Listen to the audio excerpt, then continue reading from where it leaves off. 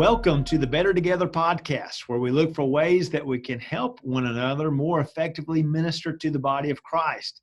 Today we have with us Matthew Bracey. He and his wife Sarah live at Mount Juliet, Tennessee, where they attend Sylvan Park Free Baptist Church. He has a JD degree from the Cumberland School of Law and an MTS degree from Beeson Divinity School. And Matt, it looks like you're just a glutton for punishment. You're working on a PhD in Christian ethics right now from Southern Baptist Theological Seminary. So thank you so much for taking the time to join us today for the Better Together podcast. You're welcome. Happy to be here. Well, you wrote an article that is in the latest edition of One magazine, which I have been reading and has been very helpful.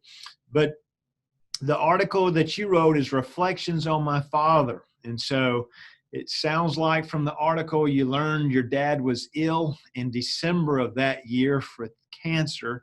And then he passed away in October. And so as we gear up and we go into the fall, the way the leaves change and the environment kind of brings all that back to you. But wow, I thought there were some good thoughts that you shared with us about grief, because sometimes we can try to sweep those thoughts underneath the rug, so to speak, or say that Christians should not grieve. There are some myths out there like that, but you really learned a lot as you went through this process. And since the passing of your father, you've learned a lot as well, haven't you? That's right. That's right. So share with us some of the lessons you've learned as you've grieved the passing of your father over the last few years. And for folks to really get a sense of it, they need to go and get this article in the latest edition of One magazine. Well, thank you, as I said, for the opportunity. And some of what I'll say is in the article. Some of it is not, in terms of what I've learned and in terms of reflections. But, for the believer, obviously, there's a bittersweet quality to death. Even if someone is a believer, and even if death represents the end of a suffering that a loved one is going through, there's still a sadness there. And one of the things that I learned, I feel as if I've learned, is that my grief and the way that I have experienced grief is simply that. It's the way that I've experienced it. So sometimes, folks assume that, I guess there's not a one size fits all. The way that different people are going to grieve is going to look a little bit different. So, if you're watching or observing someone grieve, there's this recognition, I think, that should take place, that you don't need to assume what they're going through, but you need to figure out what it is they're going through so that you can best figure out how to minister to them, how to help them. Mm-hmm. I also learned that a lot of people are there, understandably, in the immediate aftermath of a really difficult event. But grief is a thing that it's sort of like when all of that support goes away, there's still the grief that's there. And that 2, 3, 4 months after is sometimes when the worst of it, so to speak, can really set in. But it's at that point that a lot of people who have been concerned about you have sort of perhaps assumed that you've gotten back to normal. Mm-hmm. In my own particular case, I was responsible for sort of wrapping up his estate. We used a trust tool rather than using a will instrument, and so that occupied my time for the first several months. And so in a way, my experiencing of grief was, I was distracted for the first 3 or 4 months, and so it was kind of delayed. So once I got the estate wrapped up, it was at that point that I was able to finally start grieving. But that was 3, 4, 5, 6 months afterward. Yeah. So from the outside looking in, sometimes we're looking for stages or phases and thinking, oh, well, someone should be at this point a month or 3 months or a year. And you're saying it's not a one size fits all. And Mm-hmm. it's kind of interesting. The research indicates that too. There was a study a couple of years ago that looked at, they showed a person the picture of the loved one who passed away and then did an MRI scan of their brains. And it impacted all of them, but it impacted different parts of their brains. And so it kind of gets at what you're saying. Everyone responds differently. It's a different kind of thing.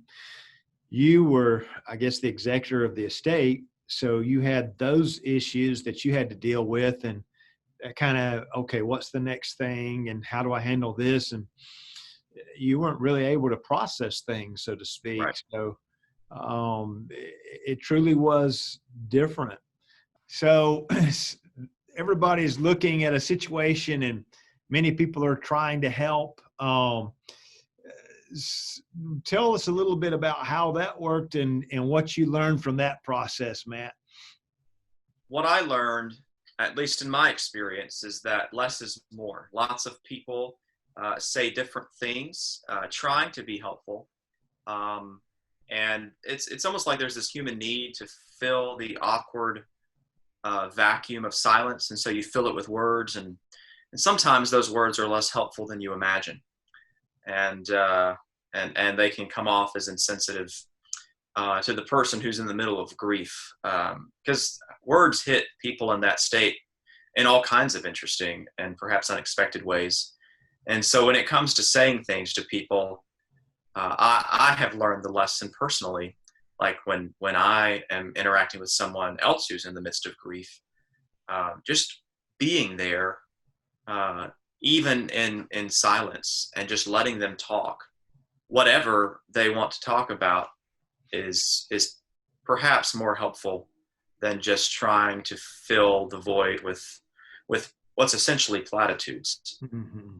So we don't need the noise, and we don't always have to be saying something. And I think you wrote even about Romans 8:28 taken out of context is not very helpful in these situations. And if we think about it, there's even scripture where we see in Job and his friends, you mentioned people just being there when they were there initially. That was quite helpful. It's when they started trying to fix him is when things kind of went awry. So Mm-hmm. it sounds like from your experience, you're saying it's just better just to be present and not worry about saying a lot of things to others that we're trying to help. You said something there. It's as if, understandably, people want to help you, so they want to fix you. But it's as if they think that by saying the magic words, they can fix your emotional state. But that's not how emotions work. Mm-hmm. They take months and months to work out. What is helpful, I found, is for people to let them know, to let you know that, in my case, when people let me know that they were praying for me and my family, to say that in a way, you can say that in a way that seems insincere. So you've got to say it in a way that's very sincere. But then also, the sort of thing, is there anything I can do? Can I bring you a meal?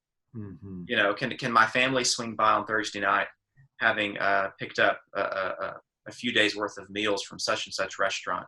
That kind of stuff is just very practically and functionally helpful, because you've got a ton of stuff going on. And so if you can have certain things taking off your plate, that's very, very practically helpful. Mm-hmm. So there are real needs. There are things that need to be done. Food is one of them. And in some cases it's cleaning or some other particular task. And it sounds like what you experienced was when someone took a task off your list, took care of a need, that was more important than anything a person could say. That's right. Otherwise, that's right. good. And then there were things that were quite helpful. You even write a bit about food and your dad doing the prime rib meal. And so the memories, that's part of the grieving process. And it does help us to cope and to get through these things as well, doesn't it? That's right. Memories are very important. And you don't, in the moment, sometimes you don't realize that a given experience is going to stick in the mind in the way that it does. But it's just interesting how when you reflect back, certain things just sort of stick out in a way that you might not have anticipated, but there they are. Mm-hmm. And you know, God uses them to comfort you. Mm-hmm. And And that's so very, when we think about grief, and there's periods where we can celebrate some of the experiences, some of what we experienced, and then we're looking forward to something down the road as well that, oh, it's going to wipe all this away, isn't it? that's right. That's right. We look forward to that day. So there's that, I mentioned earlier, there's that bittersweet. So there's the bitter, you know, this loved one that was with you physically is no longer with you. But then there's the sweet, because if they're a believer, you will see them again, Mm-hmm. and you'll know them. You'll get to interact with them. So if I'm a grieving person, I take away from your article and from the podcast, hey, it's normal. It's to be expected. People experience grief differently. And then if I'm trying to partner or help a friend that's grieving, I see that as well. And I know that I can't assume that they're going to respond the same way I might have responded to a loss. And then I'm looking for practical things to do to help, and remembering saying less is actually more. It's actually more helpful. That's pretty much a takeaway, isn't it? That's right. That's right. If you've not gone through the grief of someone so close, you might be surprised to learn that, at least in my case, I had people after the fact tell me that the Matt Bracey they knew, it was a good 10 months before they began to see glimpses of that Matt Bracey again. It was as if a cloud had sort of settled over my life. Mm-hmm. And so, like, yeah, there's a quality about me that's jovial and lighthearted, and that was just not there. It was just sort of heavy all the time. And so, you know, if you're a friend to someone and you're a support to someone going through stuff, it may be more than 2 or 3 or 4 months. It may be the better part of a year. It could be longer. It could be shorter. But in my case, it was 10 months. 10 months or so. If I could summarize my article in just a few words, and my experience personally, there's reason for grief. There's legitimate, real reason for grief. The reality of sin in our world causes grief. But there's also real, legitimate reason for celebration, for joy.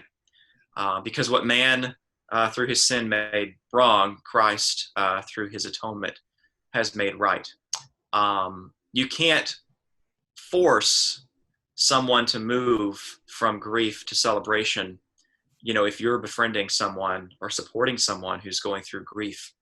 But you can be there for them, and you recognize that the timing of that's going to be different for different people, but you support them in what they're going through as they're going through it. And oftentimes it's not a mixture. It's not that you move from grief to joy. It's kind of a both and at the same time. Mm-hmm.